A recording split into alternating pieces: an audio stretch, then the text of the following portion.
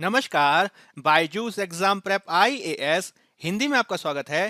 प्रस्तुत है आज की बड़ी खबर। आज के सत्र में हम चर्चा करने जा रहे हैं रूसी मोस्कोवा युद्धपोत का डूबना, काला सागर रूस के लिए क्यों महत्वपूर्ण है, इस विषय पर। सबसे पहले हम ये देख लेते हैं कि यह खबरों में क्यों है। हालिया खबरों के अनुसार रूस के काला सागर बेड़े का विशाल फ्लैगशिप जहाज, जिसका नाम मॉस्कोवा है, वह आग लगने और विस्फोट के चलते डूब गया है। इसके संदर्भ में यूक्रेन का यह दावा है कि जहाज उसकी 2 क्रूज मिसाइलों से टकराया, जिससे यह डूबने लगा और इसमें सैकड़ों लोग हताहत हुए हैं।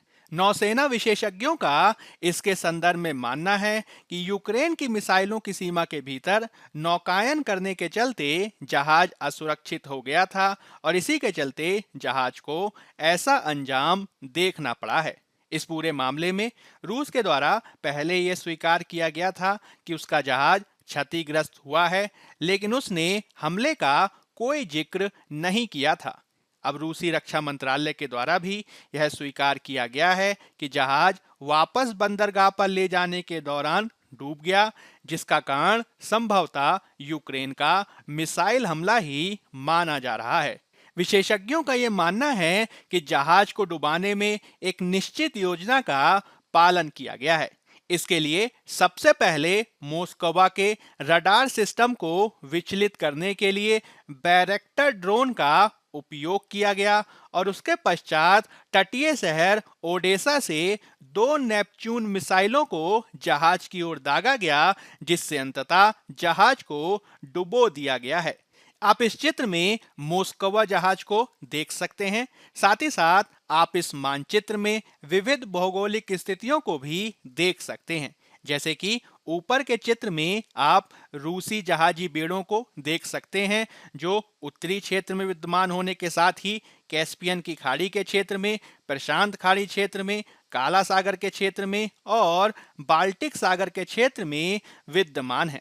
इसके अतिरिक्त आप कुछ महत्वपूर्ण भौगोलिक अवस्थानों को भी देख सकते हैं, जिसमें आपको यूक्रेन दिखाई दे रहा है, रूस दिखाई दे रहा है, जॉर्जिया दिखाई दे रहा है और साथ ही साथ कुछ महत्वपूर्ण तटीय नगर और सागर भी आप इसमें देख सकते हैं, जिसमें ओडेसा शहर महत्वपूर्ण है, क्रीमिया प्रायद्वीप महत्वपूर्ण है और सेवास्टोपल का बंदरगाह महत्वपूर्ण है। इसमें आप सी ऑफ एजोब यानी एजोब का सागर और काला सागर को भी देख सकते हैं। इस पूरे मामले पर वरिष्ठ अमेरिकी अधिकारी का यह दावा है कि अब रूस अपने युद्धपोतों को यूक्रेन से 80 मील दूर स्थानांतरित कर रहा है। हालांकि इससे रूस की नौसेना क्षमताओं पर प्रश्न उठने लगे हैं। उल्लेखनीय है कि रूस के द्वारा फरवरी के अंतिम सप्ताह में यूक्रेन पर आक्रमण किया गया था। तब यह माना जा रहा था कि यूक्रेन आसानी से आत्मसमर्पण कर देगा,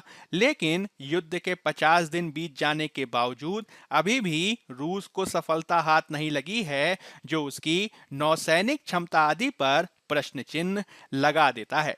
इसी के संदर्भ में हमें रूस के लिए काला सागर के महत्व को समझना बेहद महत्वपूर्ण है। उल्लेखनीय है कि काला सागर उत्तर और उत्तर पश्चिम में यूक्रेन, पूर्व में रूस और जॉर्जिया, दक्षिण में तुर्की और पश्चिम में बुल्गारिया और रोमानिया से घिरा प्रसिद्ध जल निकाय है।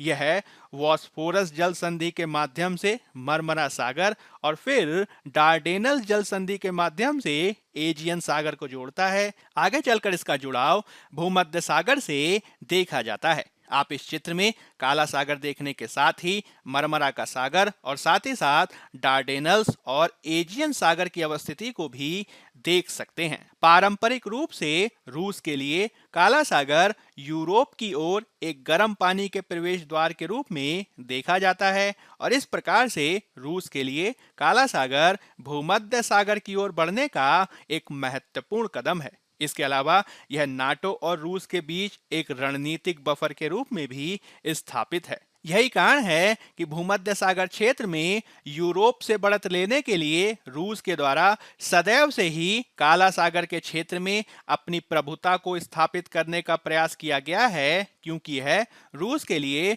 दक्षिणी यूरोप के महत्वपूर्ण बाजारों तक पहुंच का भी एक महत्वपूर्ण आर्थिक गलियारा है। काला सागर के इस महत्व के चलते ही लंबे समय से रूस ने यहां पर अपने जहाजी बेड़े को स्थापित किया है, जो 1783 के पश्चात से ही यहां स्थापित है। इस क्षेत्र में काला सागर के साथ ही अजोब सागर, पूर्वी भूमध्य सागर में रूसी नौसेना के युद्धपोत शामिल हैं और इसका मुख्यालय सेवास्टोपोल में है, जो क्रीमिया प्रायद्वीप पर एक प्रमुख बंदरगाह है। आप इस चित्र में सेवास्टोपोल की भौगोलिक स्थिति को देख सकते हैं। सोवियत संघ के पतन के पश्चात क्रीमिया यूक्रेन का हिस्सा बन गया, लेकिन इसके पश्चात भी रूसी नौसेना ने दोनों देशों के बीच एक समझौते के तहत सेवास्टोपोल में अपनी नौसेना को तैनात किया था। 2014 में रूस ने इस क्रीमिया प्रायद्वीप पर ही कब्जा कर लिया, जिससे काला सागर के क्षेत्र में उसकी पहुंच और विस्तारित हो गई थी। इसके संदर्भ में आपको यह भी याद रखना है कि काला सागर का बेड़ा रूस की दक्षिणी समुद्री सीमा की भी रक्षा करता है। साथ ही इसके माध्यम से रूस काफी आसानी से पूर्वी और मध्य भूमध्य सागर तक अपनी पहुंच को भी विस्तारित करता है। मास्को के दृष्टिकोण से काला सागर तक पहुंच उसकी कूटनीति और शक्ति को उन क्षेत्रों में सक्षम बनाती है जहां रूस का सीमित प्रभाव पहले देखा जाता था। साथ ही वह सीरिया आदि के क्षेत्रों में अमेरिका और नाटो आदि के प्रयासों को भी बेअसर कर सकता है। काला सागर के इस महत्व के चलते ही रूस 2014 के क्रीमिया अधिग्रहण के पश्चात से ही काला सागर पर पूर्ण नियंत्रण हासिल करने का प्रयास कर रहा है।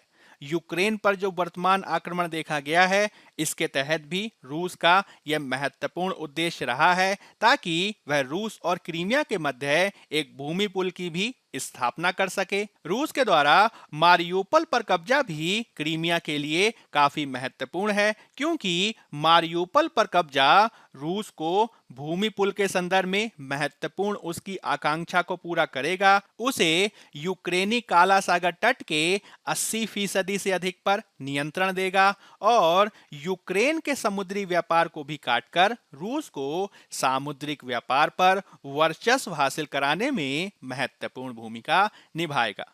विशेषज्ञों का यह भी मानना है कि रूस अब आगे चलकर क्रीमिया के पश्चिम में ओडेसा के क्षेत्र में भी अपनी सैन्य उपस्थिति को आगे बढ़ाने के लिए तत्पर हो सकता है, क्योंकि यदि ओडेसा का क्षेत्र रूसी नियंत्रण में आ जाता है तो यूक्रेन के लिए पूरे काला सागर तक पहुंच बाधित हो जाएगी, जो आगे चलकर उसे स्थल आबद्ध क्षेत्र तक बनाकर रख सकता है।